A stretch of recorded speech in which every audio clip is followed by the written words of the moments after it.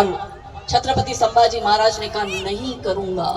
वो आने वाली पीढ़ियों के लिए द्वार खोल दिए थे कि कुत्ते की तरह दुम मत हिलाना, अपनी मातृभूमि के लिए संघर्ष करना और धर्म परिवर्तन मत करना। वहां आज हमारी छोरियां हंसते हंसते धर्म परिवर्तन कर रही है। पहला सवाल पूछो, क्या है पहला सवाल? कि हमारी जो बिटिया हमारे घर में पहली रोटी गौ माता को खिलाती है, वही हमारी बिटिया उस अब्दुल के घर जाके गौमांस पकाने और गौमांस का भक्षण करने को कैसे तैयार हो जाती है? ये पहला प्रश्न। दूसरा प्रश्न, हमारी बिटिया को सारी छूट छाट है ना, हिंदू धर्म से ज्यादा छूट छाट किसमें? जीन्स पहनती है, स्कर्ट पहनती है, स्लीवलेस पहनती है, शॉर्ट टॉप पहनती है, ये सारे कपड़े हिंदू धर्म में बहन बेटियों को पहनने की पूरी छूट है। वही छूट छाट से रहती हमारी लड़की ऐसे कपड़े पहनती, हमारी लड़की जीन्स पैंट पहनती, हमारी लड़की उस अब्दुल के घर जाके बुर्खा पहनने को कैसे तैयार हो जाती है? ये दूसरा प्रश्न। तीसरा और अंतिम प्रश्न कि हमारी बिटिया अपने घर में अपना हिस्सा अपने भाई बहन को नहीं देती, शिकायत करती है ना, आपने माँ भैया को ज्यादा दिया, मुझे कम दिया, दीदी को महंगा दिया, मुझे सस्ता दिया, ये तो मेरी आइसक्रीम है मैं दीदी को नहीं दूंगी, ये तो मेरा ड्रेस है मैं उसको नहीं दूंगी, ये तो मेरी पेन है मैं अपने भाई को नहीं दूंगी। वो अपना हिस्सा अपने भाई बहनों से नहीं बांटती। वही हमारी छोरी उस जिहादी के घर जाके, उस अब्दुल आफ्ताब के घर जाके तीन सौतनों के साथ रहने को कैसे तैयार हो जाती है? उसमें 4 निकाह जायज है, क्योंकि मेरे भोले भाले भाई बहनों, ये ब्लैंक स्लेट है। कोरी पार्टी बोलते हैं ना, खाली है। अब ये मंच खाली है तो मैं खड़ी हो गई, भरा हुआ होता तो क्या खड़ी हो पाती? नहीं हो पाती। तो ये हमारे बच्चों का दिमाग भी खाली है।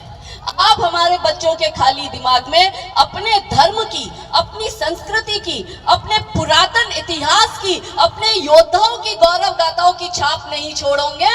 आप हमारे बच्चे के दिमाग में जय श्री राम नहीं डालोगे तो वो जिहादी अल्लाहू अकबर छाप देगा।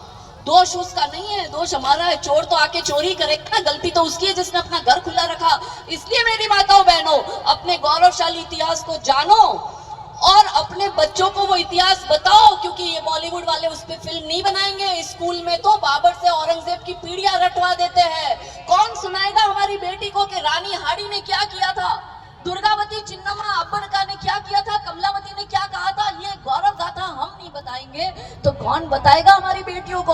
अब हमारी बेटियों को पता ही नहीं होगा तो फिर उसको तो अब्दुल और आफ्ताब अच्छा ही लगेगा।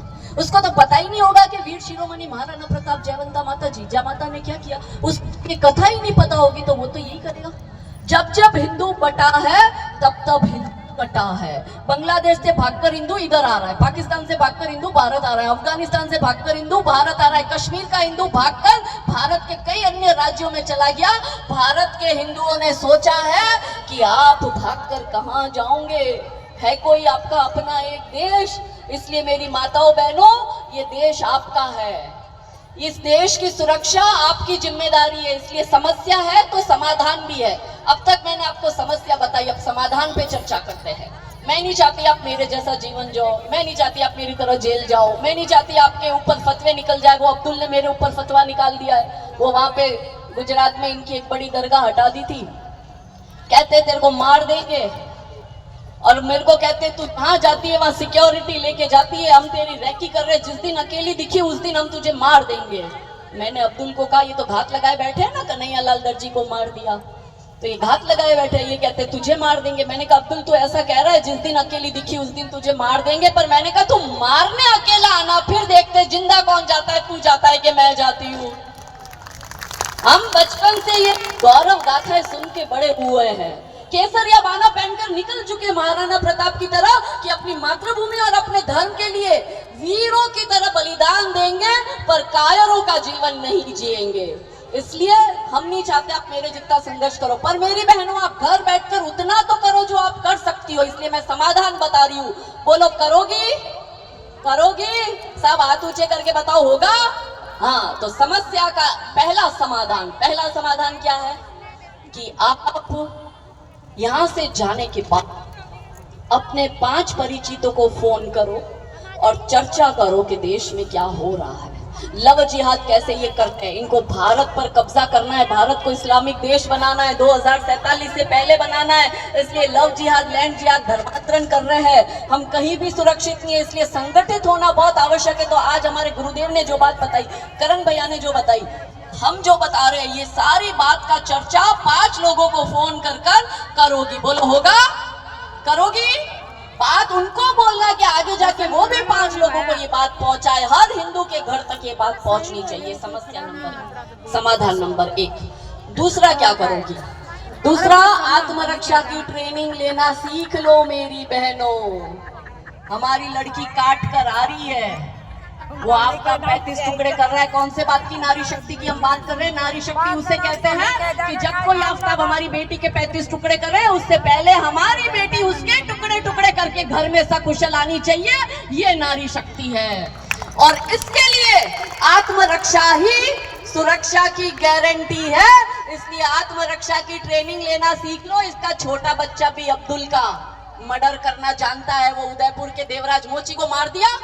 वो 10वीं में पढ़ता था, उसके साथ वो मुल्ला, और वो देवराज मोची के पेट में एक पेंसिल को लेके बहस हुई और वो अपने बैग में इतने बड़े बड़े चाकू लेके घूमते हैं ये मुल्ले।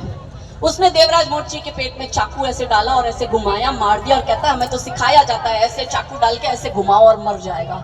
हमारा छोरा कॉकरोच और छिपकली से डरता है, इनके 10वीं के 8वीं के छोकरे मर्डर कर रहे हैं। तो अगर आत्मरक्षा ही खुद की नहीं करने आएगी तो कौन बचाने आएगा? ये रहा बंगाल। हम बांग्लादेश की कहां बात करें? ये बंगाल, यही नेता है, यही सरकारें हैं, यही देश है, यही 80% हिंदू है। पर क्या हम बंगाल के हिंदुओं को भी बचा पा रहे हैं? वो मुर्शिदाबाद का हिंदू मालदा में शरण ले रहा है, वो कलकत्ता का हिंदू अन्य राज्य में जाके शरण ले रहा है। मेरे भोले भाली बहनों, आत्मरक्षा करना सीख जाओ। हर घर हथियार रखो और हर घर तलवारें होनी चाहिए और उसको चलाना भी आपको आना चाहिए, क्योंकि ये तो देवियों की भूमि है और महिषासुरों का नाश तो सदैव देवियों ने ही किया है और आपको ही ऐसे नर